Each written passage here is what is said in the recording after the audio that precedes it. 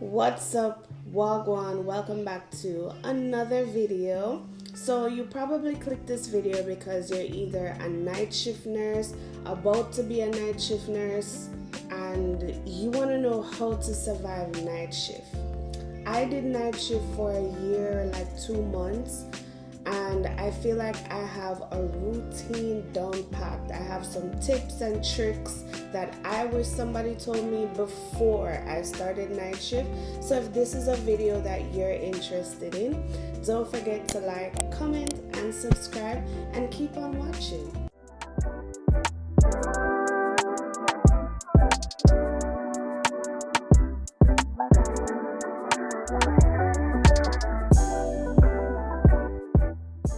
Starting off with the things that I believe you need in order to survive night shift.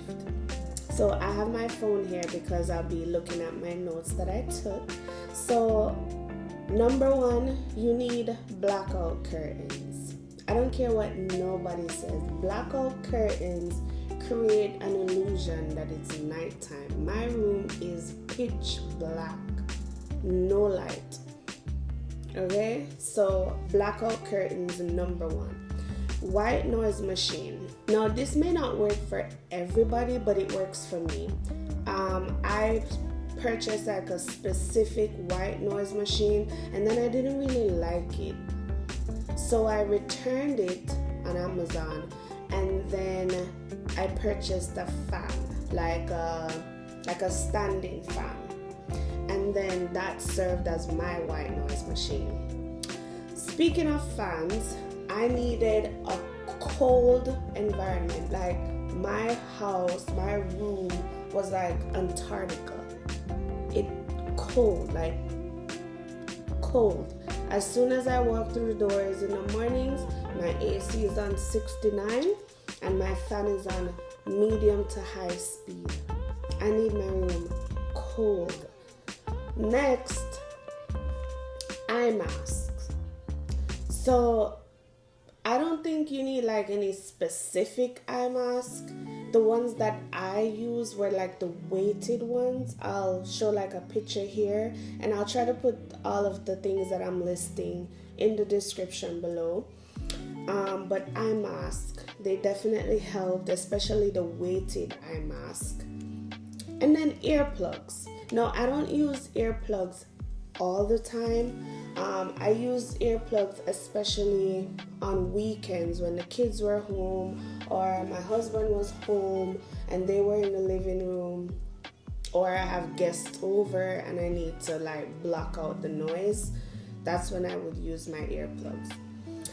And then lastly, I feel like you need some type of sleep aid on the mornings that it's a little bit more difficult for you to fall asleep. Some of my coworkers, they use melatonin. For me, melatonin gave me like some weird dreams. I would wake up 10 times more tired than I went to sleep. So I opted for magnesium glycinate, and that was my holy grail. Magnesium glycinate is that girl. So you have to create a routine, something that you do every single morning that you come off of your shift, and this will let your body know, hey, listen, it's time to go to bed. So whatever you do at night, you're gonna do in the morning. So for me, that looks like brush my teeth, take a shower. I would eat something light. Don't eat anything too heavy.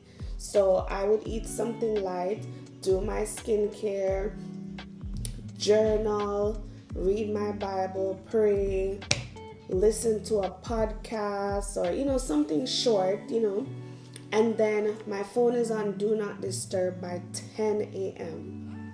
Okay? Because at night I would be going to bed at around 10 p.m. if I had work. So my phone is on Do Not Disturb.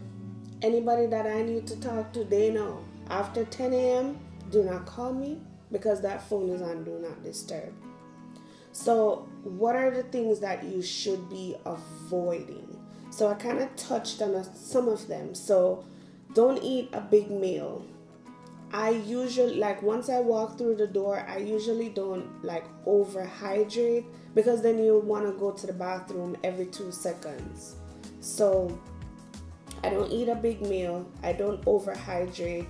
I avoid social media at all costs, because you're on that phone and 2 minutes of scrolling turn into 5 hours. Before you know it, it's 1 p.m., 2 p.m., and you have work in the evening. So I avoid social media at all costs. I don't watch my favorite shows on Netflix, none of that.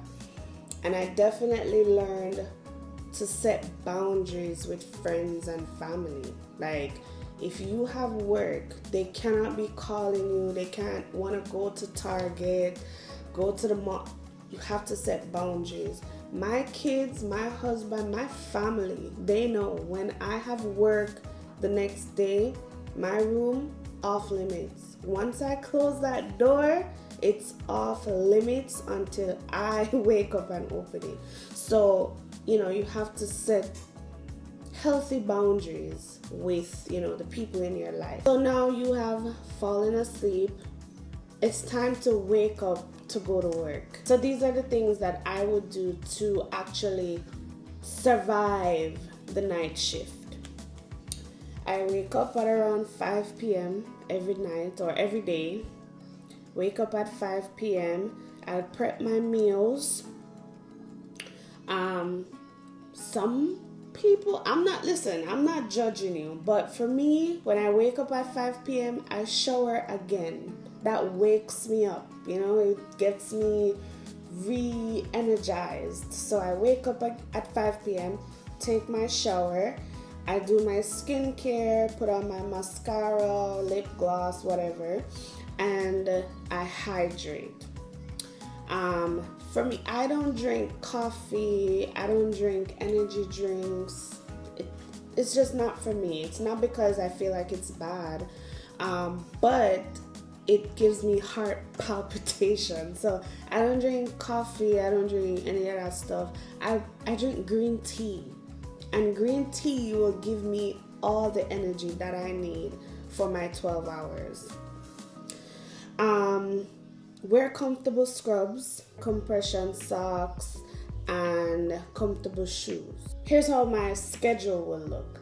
I will try to stack my days. So if I don't want to do like a 3 in a row, I'll do like 1 off 2 or 3, and then I work 2 shifts in a row. Or I do 2 shifts in a row, off for 2, on for 1. And then I have like 2 days off. But 1 day off it's not a day off for night shift nurses. I'm sorry. I would make sure I, ask or request that I work 2 in a row, 3 in a row, or 1, but always 2 or more days off. That's how you truly feel like you have a day off as a night shift nurse. So that's my little schedule hack. Stack your shifts as much as possible. So while you're on your shift now, you're going through the motions, you're doing your meds, all of that. 3 a.m. is that sweet spot. Is that I don't know what it is with 3 to 5 a.m. It's like everybody gets sleepy during that time or during those hours. So for me, I take my break at around 3 a.m. and I would take my nap at 3 a.m. So I would go downstairs, take a little nap, but set your alarm, because I've seen people sleep through their alarm. I have too much anxiety to do that, because even before my alarm goes off, I'm waking up, I'm looking, whatever. But set your alarm, or tell somebody, hey, I'm going on break. Well, I think you should be telling people that you're going on break so that they're covering, your rooms. But anyways, tell somebody, hey, if you don't see me come back before this time, call me, or, have somebody know that you're going on break. And then when I come back from my half-hour break, I'm walking around. I try, during my shift, I try to hydrate a lot. The reason for that is because when you drink a lot of water, you have to go to the bathroom a lot. So you have to be getting up. So you don't have time to be falling asleep. And then it's time for you to go home. I always drive with my windows down. I'm driving with my windows down because I don't want to be too comfortable driving under my AC and falling asleep. And then I'm always on the phone with somebody talking while I'm driving home. So whether that be my husband or my mom or sisters, friends, whatever. Windows down, I'm talking to somebody. And then I feel like that's it. And I would do that over and over and over again until I have a routine. My body is used to it. Down.